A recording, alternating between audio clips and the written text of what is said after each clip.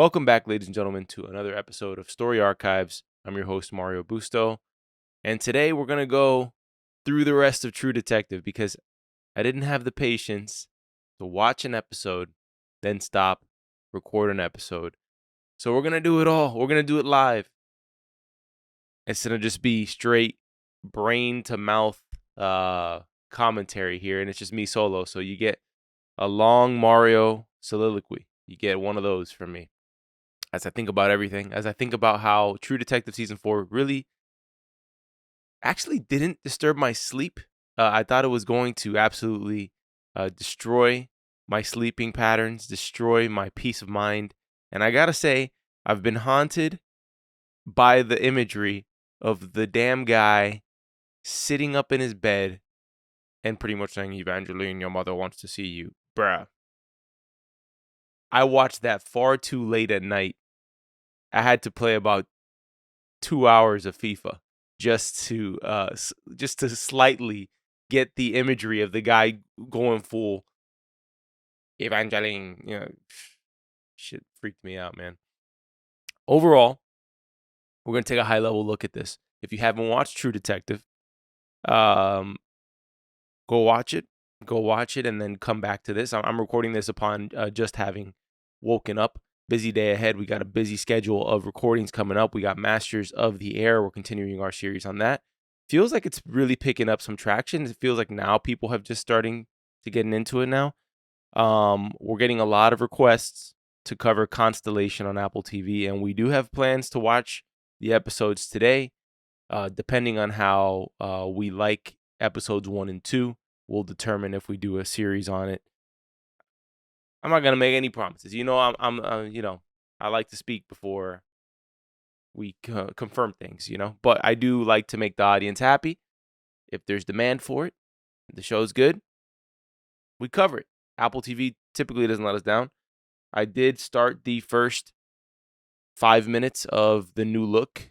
It looks cool, really cool premise. It's about Christian Dior, I guess, the founder of Dior, and Chanel, and he is essentially kind of like this hero in France post World War II, where Germany occupied France for 4 years, and he's very much the hope of France. Feels very has that Mad Men vibe to it. I like Ben Mendelsohn a lot. I think he's a fantastic actor, and I want to tune into that. Don't know if it'll be podcast episodic coverage, but nonetheless, looks really solid, and I'm looking forward to that. Just so much good TV out. Just so much damn good TV out.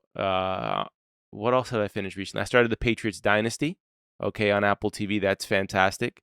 Only 2 episodes out, so I'm gonna kind of let that ride. Today, lots of hype. Drive to Survive season 5, I believe, or season 4, just dropped this morning, probably, or it's going to drop. And then a lot of hype around Avatar: The Last Airbender. I haven't watched it myself. I may watch it later. And I'll let you guys know. On the anime side of things, I'm not up to date on most of it, but I did start watching one called Solo Leveling, and it's pretty fantastic. So I'll leave it at that. You get a lot of variety here. I like to give a lot of variety because I enjoy a lot of variety. I like a lot of music, I like a lot of films, TV. So, F it. Here we go. True Detective. Full season wrap up. Ranking these amongst all the True Detective seasons so far, I'd say it's number 1, personally. I know there's a lot of hype with season 1, with McConaughey, with Harrelson.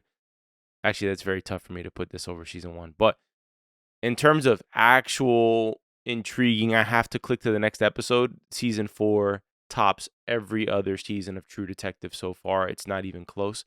Jodie Foster's great. She reminds you that she's great and that she can carry a series. I think that there's just actors out there who can legitimately put a series on their shoulders and do it. I love the setting, how creepy it was, Alaska in the long night, just day and night darkness. I love that. And just the overall storyline. I've always felt that True Detective, and we talked about this when I did my episode 1 coverage. So this is kind of a cool thing to kind of see, like, what my thoughts were after episode 1, not knowing what the hell was going to happen, and then now that I've watched the full season. I've always felt that True Detective took a lean into the spiritual or, the spiritual realm, you know, the world of spirits and um, demonic activity, that kind of stuff. I felt like that was kind of prevalent. I always felt like the spiral somehow was associated with that. We still really didn't get a good answer as to what the spiral is. It's still pretty freaky to me, but we've had a common theme with that damn spiral going back to season one. So, what it is, I was expecting some sort of secret society. I was thinking way more like they're doing satanic rituals and they're trying to like sacrifice people and blah blah blah, and maybe this guy tried to kill all these researchers to bring back his girl to life. I don't know. I will say all the spirits were freaky as hell. uh Series have a tendency of trying to let you know what's going to happen before it happens, for example, there's a moment in the season when Rose Agonal is talking to Evangeline, and she is essentially saying, um, the differentiation between the spirits, because she can see spirits, she can see the dead. She sees her dead husband Travis, and he came back and danced like in the snow, right? And so she kind of differentiates them, and I'm forgetting all three of the classifications, but one of them was like they want to tell you something or they just want to see you. The other one was that they want to take you with them. So there's like bad intent, and then there's good intent, and then there's kind of neutral intent, right? Now, if you look throughout the series and you see all these things, I mean, they all look freaky as hell. The guy sitting up in the hospital bed, I mean, that looked like something straight out of The Exorcist. That shit was horrifying. But nonetheless, every one of the spirits had, a goal for the people. Jodie Foster's son, Holden, he wanted to say something to her, right? And so he was kind of always the imagery of that polar bear with one eye. I don't know how that ever came into play, other than personal peace for Jodie Foster's character. You know, I will say this in the West, and maybe people will, this will resonate with people. In the West, I was listening to a sermon by a pastor named Timothy Keller. He passed away last year, unfortunately. And he said that only in the West are we surprised by the activities of the spiritual world. Are we surprised by um, demonic activity and stuff like that? But if you go to South America, you go to Africa, you go to places, probably like East Asia, it's common. Like the belief in spirits is normal. It's natural. People believe in it. It's only in the West that we've adopted. I don't know, maybe in the last 100 years. I don't know what the exact year count would be, that we've adopted this mentality of, only the material exists. But this show clearly is diving into the fact that there's so much more. There's such an extra layer, because it's True Detective, yes, but half the time Evangeline's character is getting messages from the spirits that are helping her find things in this case, from the visions she has in the desert to the fact that when they fall into the ice cave system, she has this sense that something's in the direction that she's going. So the intuition is very much tied to that spirit world. And Jodie Foster's character is like the classic Western atheist, probably, who doesn't believe in the spirits and only believes what's in front of them, but they used to believe, blah, blah, blah. Eventually, she kind of comes back to it at the end, where she does believe in the message that her son left her, and the fact that something beyond her comprehension is occurring in front of her. And I think the show does an incredible job of detailing that. Also detailing the fact that the message that Evangeline thought, I guess she was right, but also wrong. One of the kind of struggles she has is that she doesn't know her actual Inupiaq name. I think it's Inupiaq or something like that. And so she actually gets it through a vision. So the whole time, whenever she's seeing these creepy people that are telling her mother wants to see her, her mother wants her to join her, blah, blah, blah, it was to tell her what her name was, which was, I can't pronounce it, but it means the light after the long dark. Although at the end, my impression is that Evangeline did kill herself. She walked into the snow. I didn't like that they glorified suicide like that. I thought that was not glorified, may be the wrong word, but it did very much feel optimistic in her suicide, and I didn't really care for that too much. Um, True Detective all in all, I will say season to season. I haven't watched season 2, so maybe that's an outlier. They don't really give you that ABC, XYZ. They don't like give you everything A to Z of what you want in terms of a picture perfect ending, in terms of understanding the ending completely. And so it leaves you very much open ended in a lot of ways. We did get more closure than I feel we usually do get, in that we know who killed the Salau Station researchers. We know who killed Annie, all that sort of thing. I was shocked, but yeah, I was shocked that it came back to those women, like just this group of women who wanted revenge on these men for killing Annie. And then at the end, the detectives were like, well, hey, we could go down the route of prosecuting these women, or we could just let things be and say it was an avalanche. Yeah, I feel like justice prevailed in some sense here, in the series, right? Like you have these women who, let's be honest, like the Salal Station, they were paying the mine to pollute the area, so the protesters were correct, and there was these subtle hints that something was wrong in this town when you kept on seeing like stillbirths and kind of rumors of stillbirths among the Inupiaq people. And there was a sense that something was wrong with the nature from the beginning of the series, where the hunters out there and the reindeer are essentially so scared that they jump off the cliff. Now, we were kind of at points led to believe that the spirit of Annie was the one that was avenging things, and I still think, and I could be wrong. I'd love the comments let's have a discussion about this.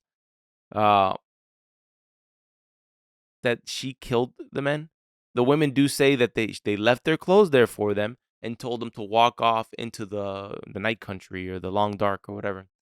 And they did, and they didn't come back. So that was their signal that Annie killed them. But we don't know. I will say we saw a lot of like Annie spirit, right? Like when Evangeline is going to turn on the power, and you see there's a flash frame, and you see her in the background, like by the light pole. So.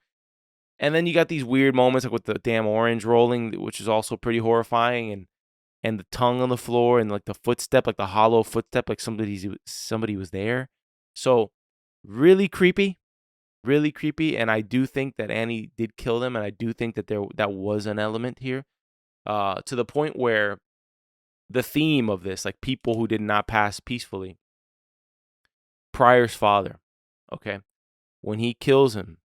And he's burying him with Rose, which, by the way, that was the story. Part of the story that I liked the least was the fact that Pryor had to kill his dad. But you figure it was either greed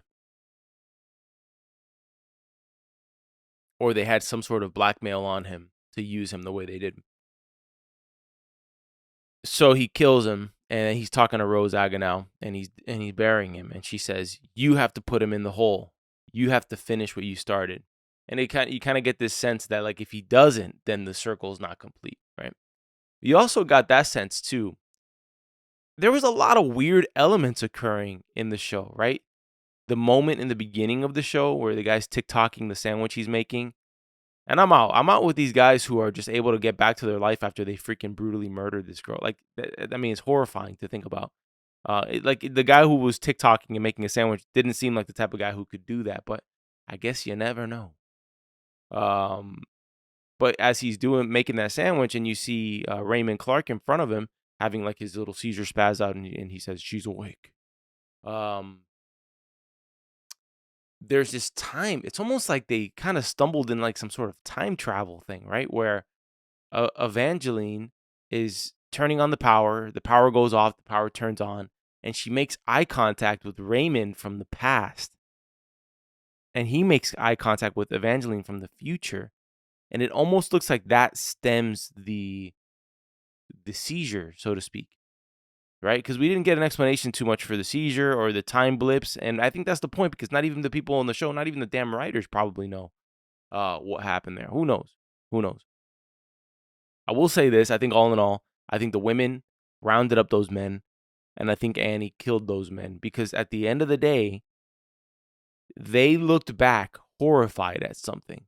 They all died with that horrified expression that was just frozen onto their faces. So I think Annie did kill them, right?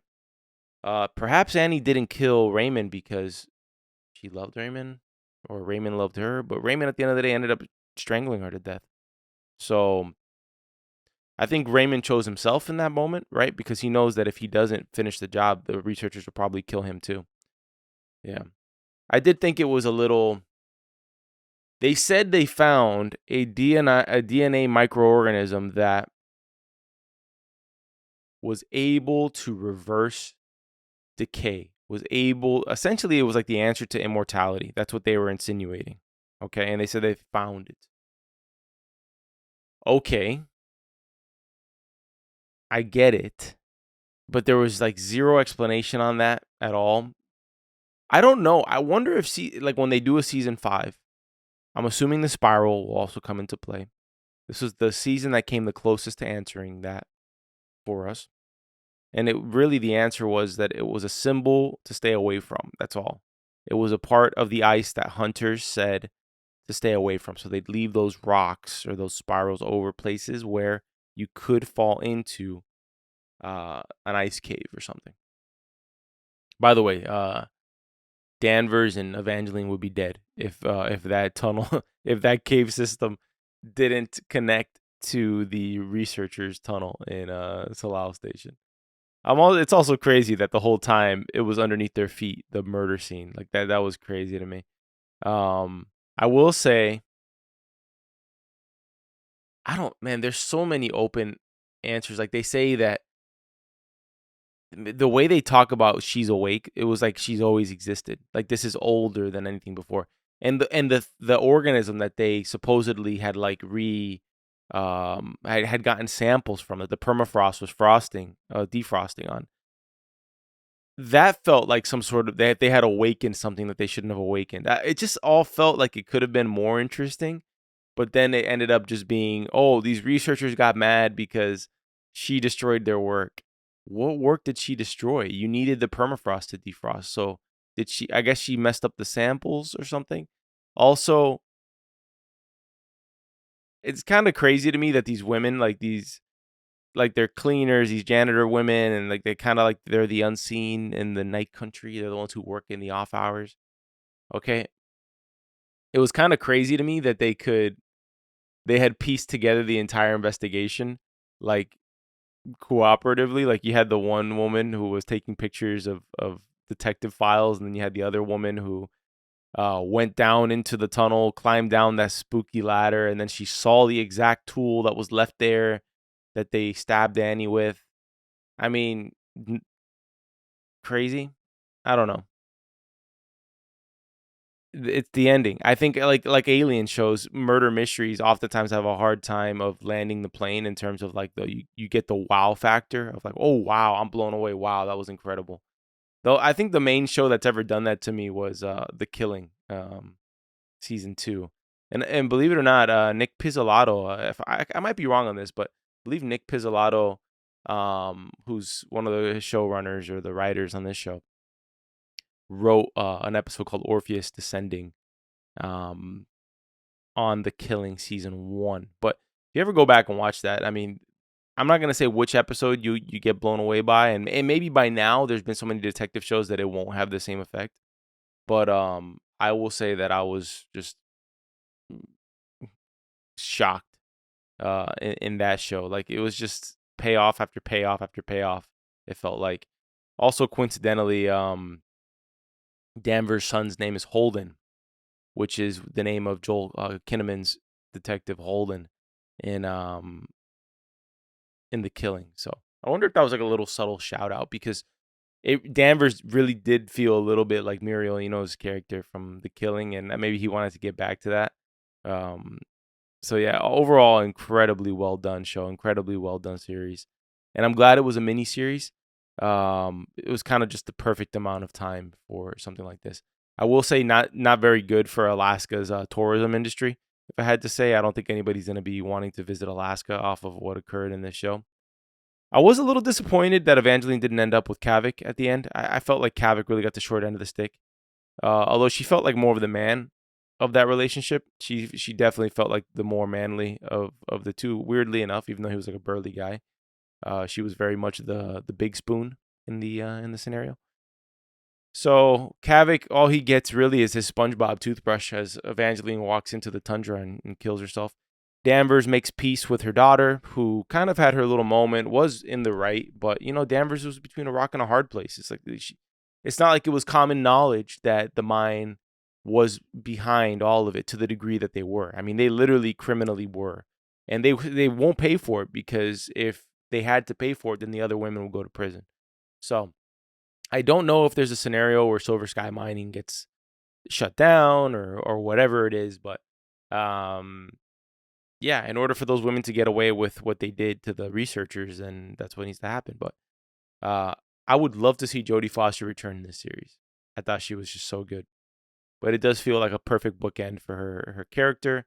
She closed the case that had been haunting her for years. She has peace with her son. I will say who gets screwed in all this is Pryor. He had to make the decision to shoot his dad, which his dad didn't really leave him a choice because his dad was going to shoot Danvers, right? So in that, he did do the honorable thing of killing him. However, he does have to live with that horrifying secret, that horrifying knowledge that he did kill his dad. So that was really morbid. That was very dark. And it would have been preferable, but if he didn't have to do that. But he did seem to have a very good understanding of who his father was, that his father was a corrupt cop, that his father was not this great guy, right? So even to the point where we really don't get an explanation as to why his dad's allowed to keep all these files in his house, right? We don't really get an explanation for that. So seems like he is the corporate interest in the sheriff's department there of what's going on in Ennis. And because it's Ennis, which, by the way, Danvers makes this comment that Ennis has been here longer than the town's been here longer than the people in the sheriff's department. And she says it's been here similar to like that comment that they made about the organism that they're researching, right? It's like that Ennis exists before all this. That Ennis is kind of like this sentient spiritual being, right? That kind of governs its own territory. So found that pretty interesting. Overall, fantastic journey. It was a nail biter. I was going to do episodic like episode 2, but it was so good and I had to keep it moving. I just had to keep watching. I had to keep watching the show. Yeah. Yeah, another good one. I wasn't expecting it. I enjoyed season 3, but it was not like I was looking up when is season 4 of True Detective coming out. So I know there's a lot of True Detective coverage out there, but I wanted to do my little take on the series and go from there. I don't know what happens after this. I think we continue with the same formula of getting an interesting actor and putting him in the detective role. I would love to see them revisit a former character and kind of bring it to the past. And I really do like my hopes for the show is that we finally get a proper explanation of what the spiral is and why it's this universal symbol that you find all the way in Alaska and all the way down in, I guess, Louisiana. I forget where season 1 and 3 took place. I think season 3 is in Alabama, maybe, and season 2 is in California. I have to speak ignorantly of season 2 because I didn't watch it completely. But yeah, I would love to know just how these things are all connected with that spiral because it all feels very demonic to me, if you ask me. It's freak, and that's what freaks me. That's like more freakier to me than like most of the horror genre is that I'm telling you the most memorable scene in this entire season is when Danvers and Evangeline go to the hospital and this guy's waking up. I think it was Lund, and he does that freaking his body just goes up like a ugh. But that was happening throughout the series. Like when Rose is skinning the wolf and he growls while he's literally has his guts outside his body. It's creepy. Like it's unexplainable phenomenon that is just occurring throughout the series. So yeah. Yeah, it definitely leaves an impact. Definitely leaves an impact. All right, keeping it moving. I know this is a solo pod, so they're shorter, guys. I'm talking for 25 straight minutes here on these pods, so there's not really that discussion aspect. If you want, send the hate mail to contact at soapbox.house if you want to let Zach know how you feel about robbing you of the commentary aspect that you could have had on this particular episode. But instead, you get a 25-minute monologue from me, hiding his bad hair under this beanie right here.